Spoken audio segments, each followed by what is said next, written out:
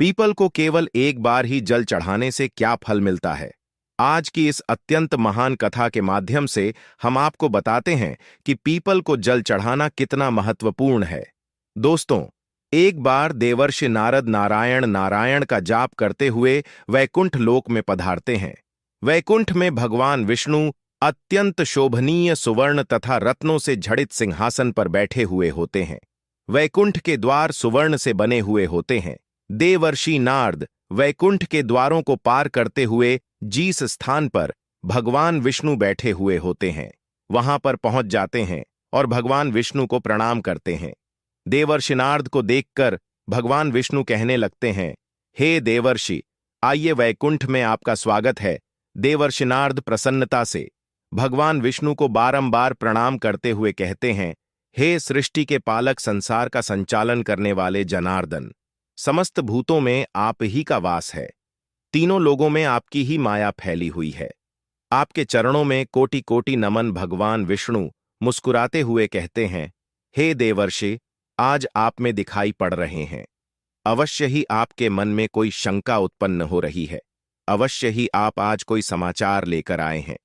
देवर्षि कहते हैं, ही प्रभु, आप तो सर्वज्ञाता है। तीनों लोकों में निवास करने वाले सभी प्राणियों के अंदर आप ही का वास है। आपसे कुछ भी छिपा हुआ नहीं है। प्रभु, मैं आज वैकुंठ किस कारण से आया हूं, ये भी आप भली भांति जानते हैं, और ये भी जानते हैं कि मैं किस कारण से चिंतित हूं। भगवान विष्णु कहते हैं, है देवर्षि, मैं जानता हूं कि आप चिंता में क्यों हैं, और आपकी इस अवस्था को मैं समझता हूं। आज आप जिस शंका को दूर करने के लिए आए हैं, वह समस्त मानव जाति के कल्याण के लिए ही है। इसीलिए आप निसंकोच होकर पूछिए। फिर देवर्षि नारद कहने लगते हैं, है प्रभु, मैंने आज कुछ मनुष्यों को पीपल का वृक्ष तोड़ते हुए देखा है। वह वृक्ष बहुत पीड़ा में था और मनुष्य बिना सोचे समझे ही पीपल के वृक्ष को तोड़ रहे थे। है प्रभु, पीपल में तो आप ही का वास है। आप ही ने कहा है कि वृक्षों में आप पशुवत है, तो फिर मनुष्य ऐसा पाप क्यों करते हैं? मैं यह भी जानना चाहता हूं कि पीपल के वृक्ष को जल देने से मनुष्य को कौन सा फल मिलता है। पीपल को जल कब देना चाहिए, किस दिन इसकी पूजा करनी चाहिए? भगवान विष्णु कहते हैं, है देवर्षि, आप सत्य ही कहते हैं। वृक्षों में मैं पीपल हूं। पीपल के वृक्ष में मेरा ही वास है। पीपल के महत्व को बताने से पूर्व में आपको एक प्राचीन कथा सुनाता हूं। इस कथा के माध्यम से आपको आपके सभी प्रश्नों के उत्तर मिल जाएंगे। जो भी मनुष्य इस कथा को एक बार सुन लेता है, उसके सारे पाप नष्ट हो जाते हैं। जो इसे बार बार सुनता है, उसके सभी दुख दूर होते हैं और उसे धन धान्य की प्राप्ति होती है। पीपल के महात्मा की इस कथा का प्रचार जो करता है, उसे विष्णु लोक की प्राप्ति होती है। देवर्षि कहते हैं, हे प्रभु, इस कथा को सुनने की मेरी तीव्र इच्छा हो रही है। आप जल्दी से इस महान कथा को मुझे सुनाइए। मैं इसे ध्यान से पूरा सुनता हूं और इसका तीनों लोकों में प्रचार करता हूं। श्री हरि कहते हैं, है देवर्ष, प्राचीन काल में एक अत्यंत शोभायामान नगरी थी, जिसका नाम नंदीग्राम था। उस नगरी में पुष्कर नाम के एक श्रेष्ठ ब्राह्मण रहा करते थे। वे सदैव ही धर्म के अनुष्ठान में लगे रहने वाले सभी पशु पक्षियों की सेवा करने वाले थे। उनके आश्रम में एक प्राचीन पीपल का वृक्ष था, जिसकी वह ब्राह्मण नित्य पूजा किया करता था। नित्य उस पीपल के वृक्ष को जल दिया करता था। वह एकादशी का व्रत करके पीपल को जल देकर उसकी प्रदक्षिणा करता था। बाहर जाते समय वह रोज पीपल को नमस्कार किया करता था। इस प्रकार से उस ब्राह्मण ने उस पीपल के वृक्ष की पूजा करके बहुत सारा पुण्य अर्जित कर लिया था। फिर एक दिन एक भयानक राक्षस भोजन की तलाश में उस पुष्कर ब्राह्मण के आश्रम पर आता है और इधर उधर देखने लगता है। तभी वह ब्राह्मण कुटिया से बाहर आकर देखता है तो एक भीमकाय राक्षस वहां पर खड़ा हुआ है। जैसे ही वह राक्षस उस ब्राह्मण को देखता है तो कहने लगता है, अरे वाह, आज तो बहुत ही सुंदर ताजा ताजा मांस खाने को मिलेगा। ये ब्राह्मण तो बहुत ही जवान, सुंदर और गुणवान दिखाई पड़ रहा है। अभी मैं इसी को चबा डालता हूं। उस राक्षस को देखकर वह ब्राह्मण बिल्कुल भी भयभीत नहीं होता है और उस राक्षस से कहने लगता है, हे राक्षस, इस गरीब की कुटिया में तुम्हारा स्वागत है। तुम बहुत भूखे दिखाई दे रहे हो। कहो, तुम्हें भोजन में क्या दूं? ब्राह्मण के इस प्रकार के वचन सुनकर वह राक्षस आश्चर्य में पड़ जाता है और सोचने लगता है, बड़े आश्चर्य की बात है। ये ब्राह्मण मुझसे जरा सा भी भयभीत नहीं है। ये अवश्य कोई बड़ा तपस्वी दिखाई पड़ रहा है। तब वह राक्षस कहने लगता है, हे महात्मा, आप कौन हैं और इस वन में क्यों रह रहे हैं? आपको मुझे देखकर बिल्कुल भी डर नहीं लगा। तब वह ब्राह्मण कहते हैं, हे राक्षस, मैं भगवान विष्णु का भक्त हूं। मुझे इस संसार में किसी भी चीज का कोई भय नहीं है। इसीलिए तुम बताओ, तुम्हें क्या चाहिए? तुम्हारी जो भी इच्छा हो वह पूरी की जाएगी। आओ, इस वृक्ष के नीचे आसन ग्रहण करो। तब वह राक्षस जैसे ही उस वृक्ष के नीचे चला जाता है तो उसका शरीर जलने लगता है और तुरंत ही उसकी मृत्यु हो जाती है और एक दिव्य मनुष्य उस राक्षस के शरीर से बाहर निकल आता है। उस मनुष्य को राक्षस की से मुक्ति मिलती है। वह मनुष्य बड़ा ही प्रसन्न हो जाता है और उस ब्राह्मण से कहने लगता है, हे ब्राह्मण देवता, यह कैसा चमत्कार है? यह कौन सा वृक्ष है जिसके नीचे ठहरते ही मुझे मुक्ति मिल गई है? तब वह ब्राह्मण कहता है, हे महात्मा, ये पीपल का वृक्ष है। ये साक्षात भगवान विष्णु का ही रूप है। ये सभी पापों का नाश करने वाला है। इस वृक्ष के सान्निध्य में आने से तुम्हारे सभी पाप नष्ट हो गए हैं। फिर वह दिव्य मनुष्य स्वर्ग की ओर जाने लगता है। पीपल को केवल एक बार ही जल चढ़ाने से क्या फल मिलता है? आज की इस अत्यंत महान कथा के माध्यम से हम आपको बताते हैं कि पीपल को जल चढ़ाना कितना महत्वपूर्ण है। दोस्तों, एक बार देवर्षि नारद नारायण नारायण का जाप करते हुए वैकुंठ लोक में पधारते हैं। वैकुंठ में भगवान विष्णु अत्यंत शोभनीय सुवर्ण तथा रत्नों से जड़ित सिंहासन पर बैठे हुए होते हैं। वैकुंठ के द्वार सुवर्ण से बने हुए होते हैं। देवर्षि नारद वैकुंठ के द्वारों को पार करते हुए जिस स्थान पर भगवान विष्णु बैठे हुए होते हैं वहां पर पहुंच जाते हैं और भगवान विष्णु को प्रणाम करते हैं।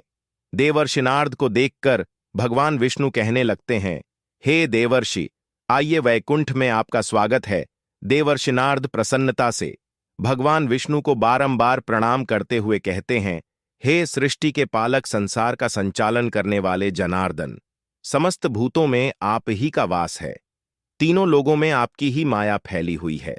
आपके चरणों में कोटि कोटि नमन। भगवान विष्णु मुस्कुराते हुए कहते हैं, हे देवर्षि, आज आप में दिखाई पड़ रहे हैं। अवश्य ही आपके मन में कोई शंका उत्पन्न हो रही है। अवश्य ही आप आज कोई समाचार लेकर आए हैं। देवर्षि कहते हैं, ही प्रभु, आप तो सर्वज्ञाता है। तीनों लोकों में निवास करने वाले सभी प्राणियों के अंदर आप ही का वास है। आपसे कुछ भी छिपा हुआ नहीं है। प्रभु, मैं आज वैकुंठ किस कारण से आया हूं, ये भी आप भली भांति जानते हैं और ये भी जानते हैं कि मैं किस कारण से चिंतित हूं। भगवान विष्णु कहते हैं, है देवर्षि, मैं जानता हूं कि आप चिंता में क्यों हैं और आपकी इस अवस्था को मैं समझता हूं। आज आप जिस शंका को दूर करने के लिए आए हैं वह समस्त मानव जाति के कल्याण के लिए ही है। इसीलिए आप निसंकोच होकर पूछिए। फिर देवर्षि नारद कहने लगते हैं, है प्रभु, मैंने आज कुछ मनुष्यों को पीपल का वृक्ष तोड़ते हुए देखा है। वह वृक्ष बहुत पीड़ा में था और मनुष्य बिना सोचे समझे ही पीपल के वृक्ष को तोड़ रहे थे। है प्रभु, पीपल में तो आप ही का वास है। आप ही ने कहा है कि वृक्षों में आप पशुवत है, तो फिर मनुष्य ऐसा पाप क्यों करते हैं? मैं यह भी जानना चाहता हूं कि पीपल के वृक्ष को जल देने से मनुष्य को कौन सा फल मिलता है। पीपल को जल कब देना चाहिए, किस दिन इसकी पूजा करनी चाहिए? भगवान विष्णु कहते हैं, है देवर्षि, आप सत्य ही कहते हैं। वृक्षों में मैं पीपल हूं। पीपल के वृक्ष में मेरा ही वास है। पीपल के महत्व को बताने से पूर्व में आपको एक प्राचीन कथा सुनाता हूं। इस कथा के माध्यम से आपको आपके सभी प्रश्नों के उत्तर मिल जाएंगे। जो भी मनुष्य इस कथा को एक बार सुन लेता है उसके सारे पाप नष्ट हो जाते हैं। जो इसे बार बार सुनता है उसके सभी दुख दूर होते हैं और उसे धन धान्य की प्राप्ति होती है।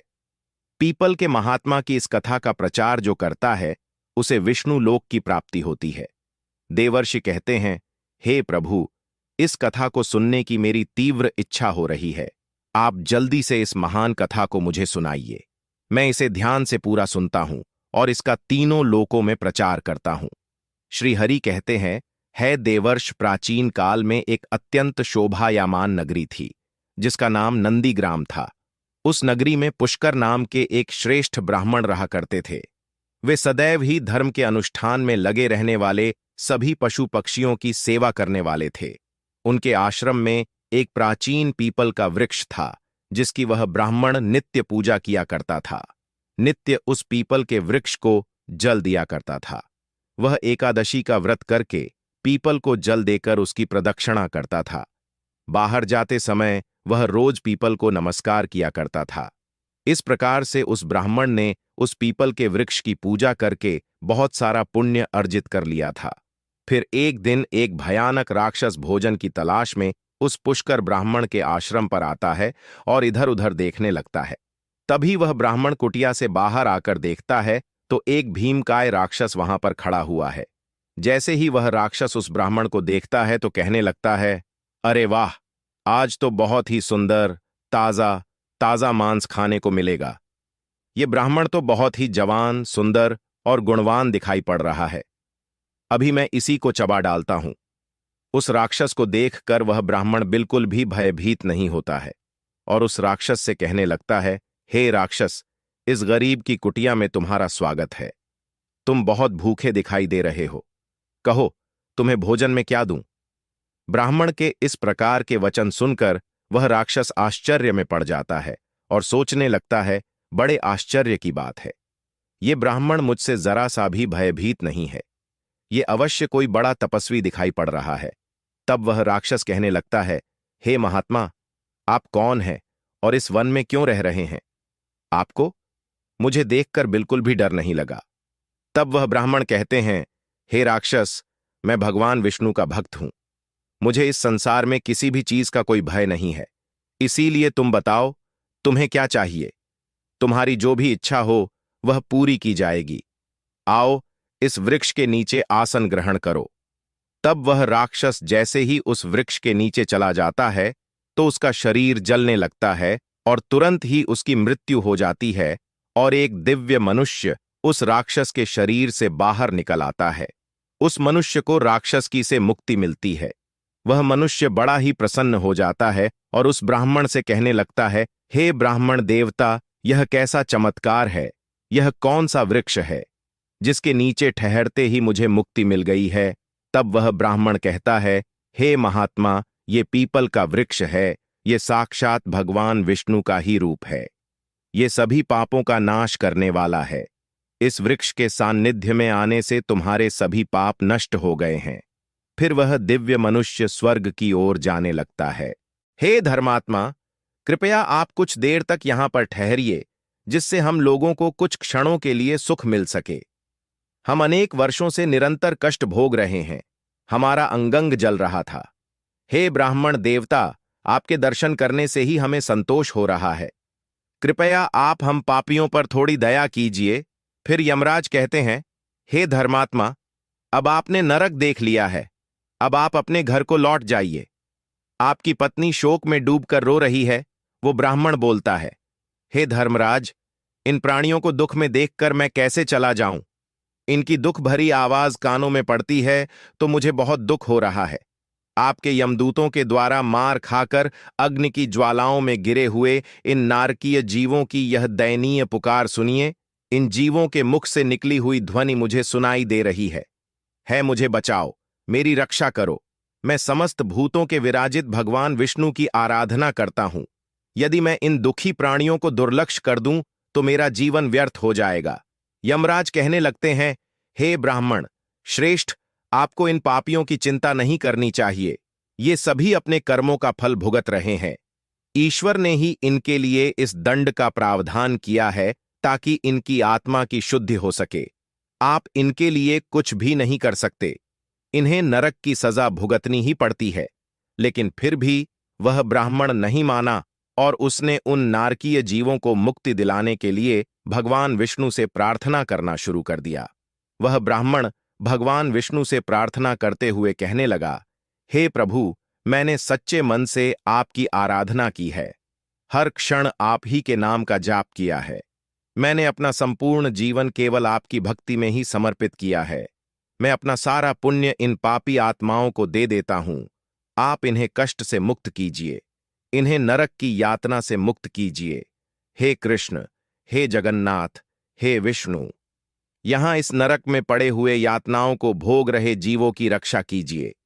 पुष्कर ब्राह्मण के द्वारा इतना कहते ही उस नरक के जीवों को तुरंत कष्ट से मुक्ति मिल गई और सभी नरक को छोड़कर स्वर्ग में जाने लगे। सभी नरक के जीव कहने लगे, हे ब्राह्मण, आपकी सदा जय हो, आपकी कृपा से हम पापियों को मुक्ति मिली है। इस प्रकार से गुणगान करते हुए वे सभी नरक के प्राणी स्वर्ग की ओर जाने लगे, किंतु उनमें से कुछ जीव अभी भी उस नरक में ही कष्ट भोगने लगे। उनको मुक्ति नहीं मिली।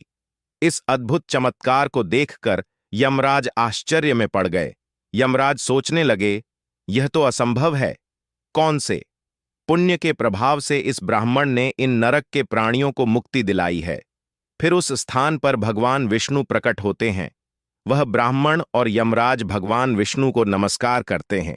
यमराज भगवान विष्णु से पूछने लगते हैं, हे प्रभु, इस ब्राह्मण ने ऐसा कौन सा पुण्य किया है जो एक ही बार में इसने इतने सारे नरक के प्राणियों को मुक्ति दिलाई है, और किस पाप के कारण ये नरक के जीव अभी भी सजा भुगत रहे हैं। तब भगवान विष्णु कहते हैं, हे धर्मराज, इस ब्राह्मण ने पीपल के वृक्ष को नित्य जल दिया है, उस वृक्ष का पूजन किया है। इसी कारण से ये इतना बड़ा पुण्य आत्मा बन गया है कि इसमें नरक के जीवों को मुक्ति दिलाने का सामर्थ्य आ गया है।